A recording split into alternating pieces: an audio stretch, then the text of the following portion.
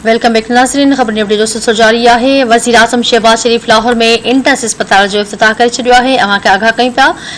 अस्पताल जे दौरे दौरान वज़ीर आज़म शहबाज शरीफ चयो आहे त अवाम खे सिहत जूं सहूलियतूं फ़राहम करण अवलीन तरजीह आहे। हुन चयो त लाहौर इंटस अस्पताल 600 बिस्तरनि ते ॿधल आहे। संदसि चवणु हो त अस्पताल में इलाज जूं सहूलियतूं मुफ़्त ॾिनियूं वेंदियूं। एक भेरो ॿीहर अवां खे आगाह कंदा हलूं। वज़ीर आज़म शहबाज शरीफ लाहौर में इंडस अस्पताल जो इफ्तिताह करे छॾियो आहे। अस्पताल जे दौरे दौरान वज़ीर आज़म शहबाज शरीफ चयो आहे त अवाम खे सिहत जूं सहूलियतूं फ़राहम करण अवलीन तरजीह आहे। हुन चयो त लाहौर इंडस अस्पताल 600 बिस्तरनि ते ॿधल आहे। वज़ीर आज़म शहबाज शरीफ जो चवणु हुयो त अस्पताल में इलाज जूं सहूलियतूं मुफ़्त फ़राहम कयूं वेंदियूं। अवां खे अहम ख़बर ॾेई रहिया आहियूं। वज़ीर आज़म शहबाज शरीफ लाहौर में इंडस अस्पताल जो इफ्तिताह करे छॾियो आहे।